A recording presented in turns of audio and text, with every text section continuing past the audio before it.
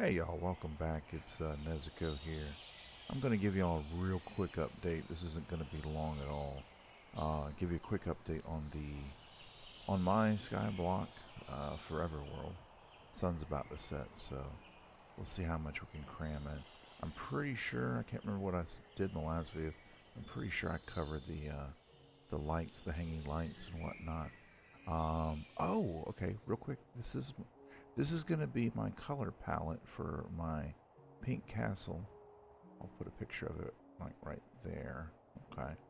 But yeah, these are pretty much all the pinkish blocks that I have. And we've got netherrack bricks, we've got cherry wood, purple. I think that's magenta. That's just cherry wood skinned. I think that belongs there. I think that's a little darker than that. It's kind of hard to tell.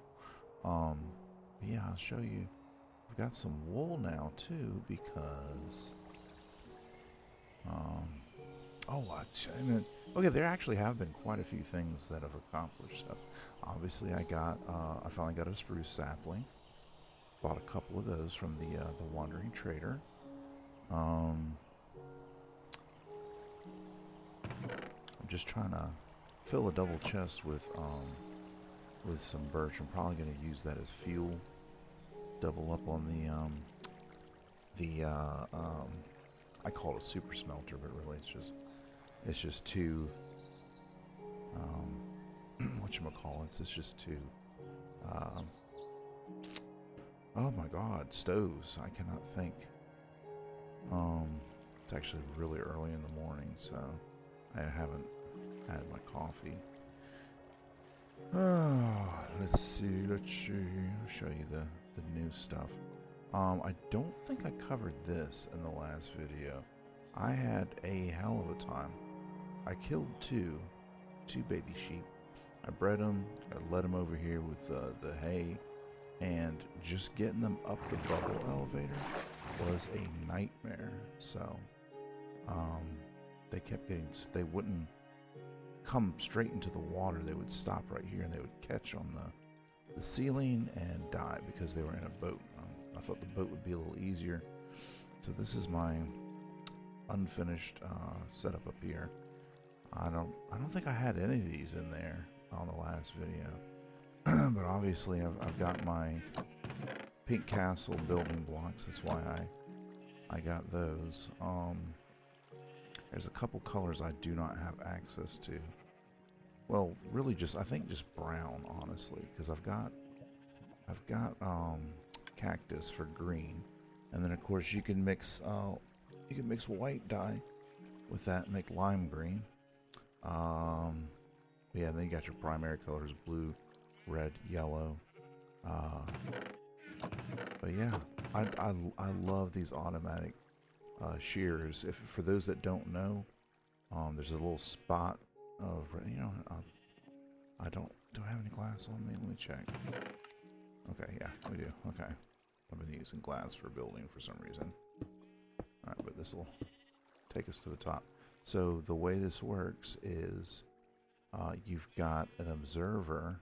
You can't really see it because of the pumpkins in the way, but underneath the dispenser, you've got an observer facing into that dirt block.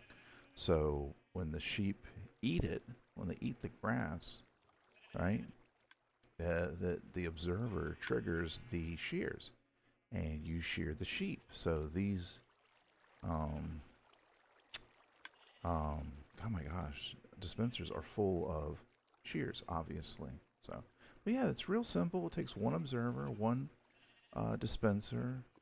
Any block, this doesn't have to be a pumpkin. I just use them because they were handy. One spot of redstone. So it takes a little redstone, obviously, to make the observers and the dispenser, but they're super simple. So every time, and then of course you surround them with grass. So the grass, once they they eat the block. Sorry, they don't eat the block. They eat the grass. Once they eat the grass, it can spread from all the grass sources around it. I don't think you need that many. I think you just need the 1, 2, 3, because I don't think grass spreads diagonally. Unless they've changed it. They might have changed it. So, But yeah, these things are great, man. They're automatic. They just make wool all day. It's slow as molasses, you know, because there's only one sheep making one color, so that's taken forever. That was my first one, obviously, to get 2 stacks, but for a nice little passive, and of course I've been breeding them. When I saw how hard it was to get one up, I built this, which is nothing more than 4 water source blocks here, coming down, flowing water. Oh, I didn't show you all this either. Okay, this is my sugarcane farm. I think I might have had this in the last video. Obviously, you need water on a dirt block to make sugarcane grow, but I like using the mud blocks, which you just add water to dirt with a glass bottle and get a mud block, because they are slightly smaller than a regular dirt block, or you know, slightly smaller than a full block, so hoppers can pull the sugarcane straight through the mud block. There's no need. I remember in the old days, you know, it would come a block further out, and there would be piston. They would knock it, and sometimes the water would catch it. Sometimes it would land on the dirt, and you just lose it. So there's a lot of loss. There's like 50% loss on the old system. So, but once I get enough, redstone is the big bottleneck right now. But once I get enough redstone, I'll finish this up and just wrap it around. I was kind of hoping to get some bamboo, but to be honest, I'm not even sure if the Wonder Trader drops bamboo. He might not.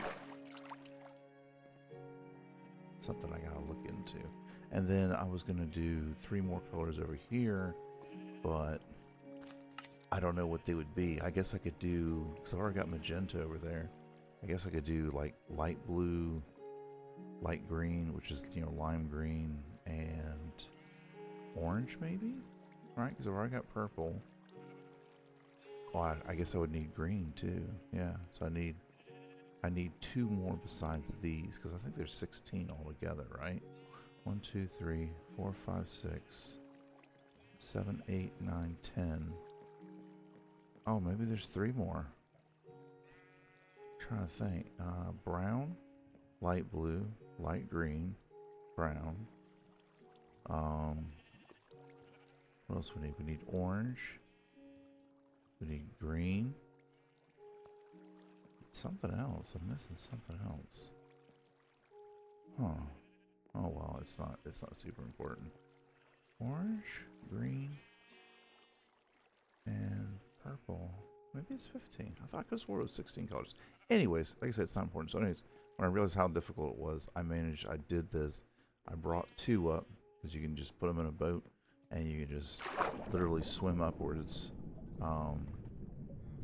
Sorry, they don't come up in a boat. That's right. But they, the lambs themselves, if you've got wheat in your hand, they will like swim up through the water. Let me kill these real quick. Smartest thing I ever did was turn off mob noises. So, we just about got the video done. I think that's just about it. So, I'll of course get rid of the waterfall once I've got enough sheep bred up. That's new. I didn't even know he was over here. Yeah, I had to move this guy over here. I think I've told you all that because the... Oh, you know what? I didn't even tell you the best part. I finally got dripstone. So I bought 10 dripstone off a Wandering Trader, and I made this. And it took a little while, because I think it took like, I want to say half an hour.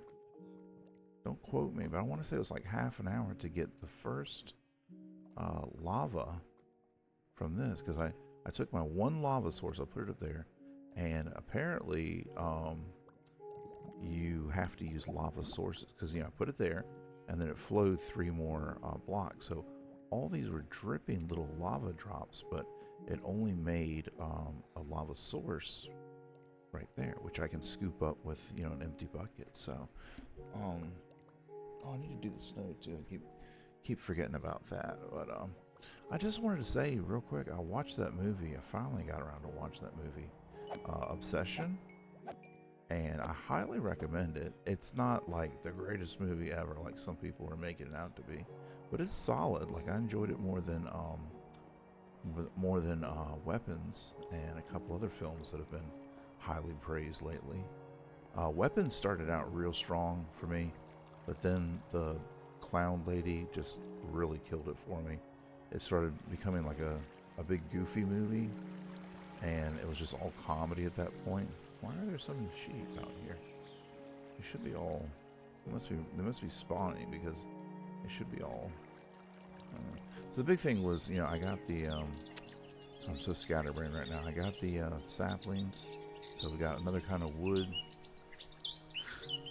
We've only got oak, birch, spruce, and acacia, and of course cherry wood. So, but yeah, I'm still going to stick to my plan.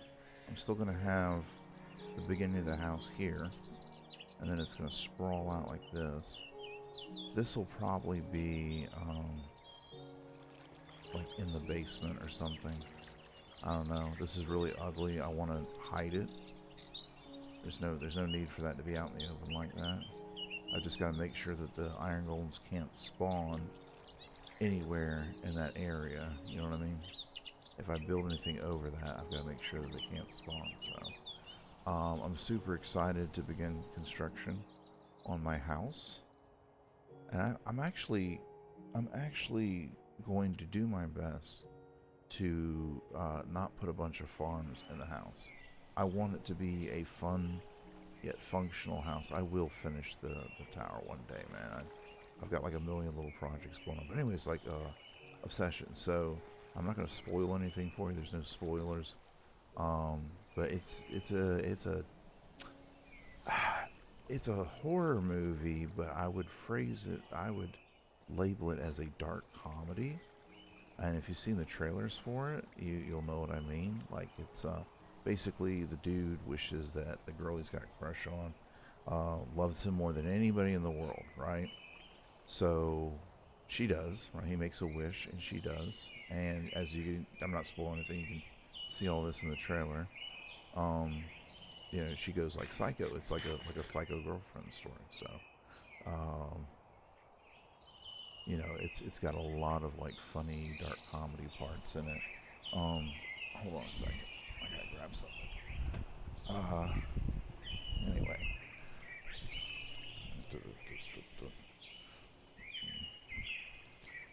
Getting hungry too. I gotta eat something. Yeah, I would recommend it. It's like I said, it's good. It's not like the greatest movie ever. I think what's impressive is that it was created by a 26-year-old YouTuber.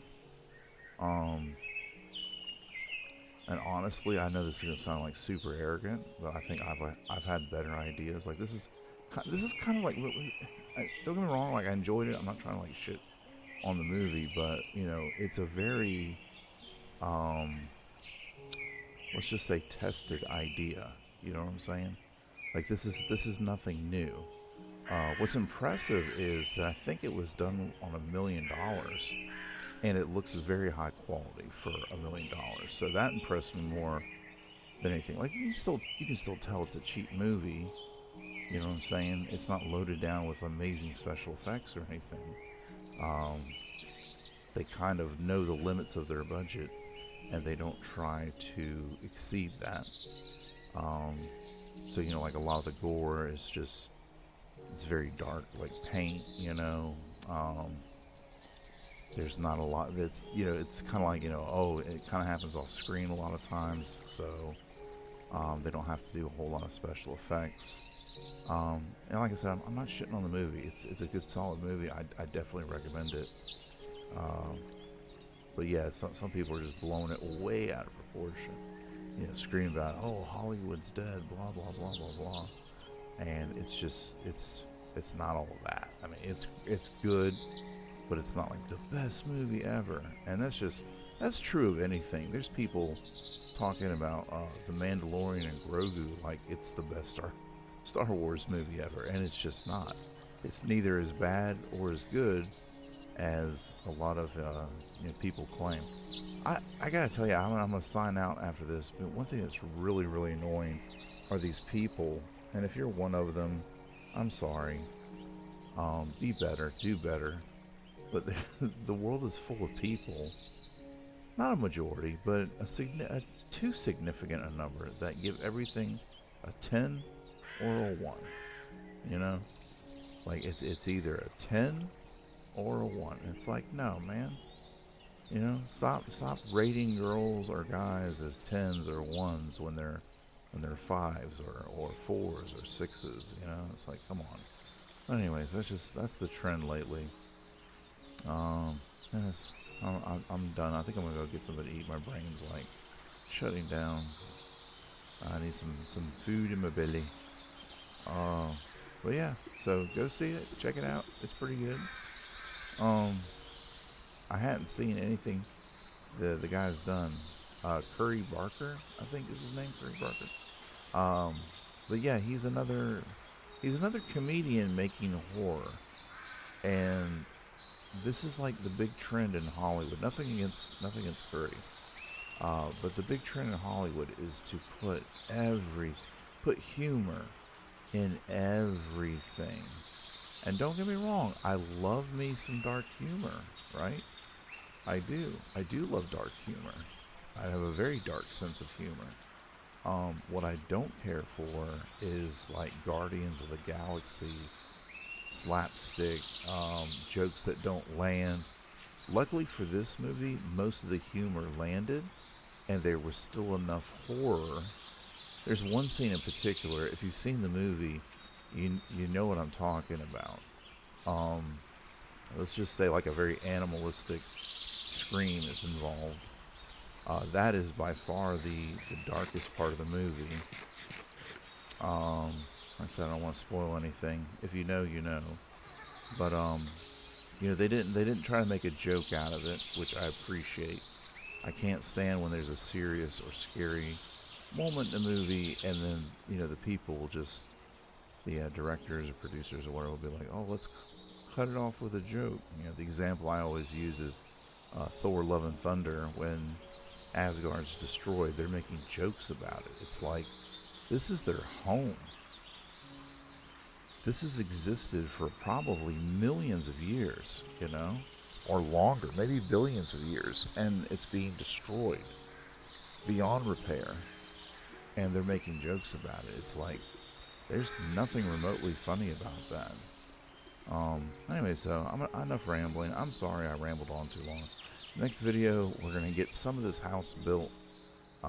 It's going to be huge, so I might need to extend the world a little bit. I don't want to, like, this used to feel really big, but with the mountains going up and stuff like that, it's starting to feel like a tiny little spot in a valley, because there's not going to be mountains over here, but I don't know, we'll cross that bridge when we get to it.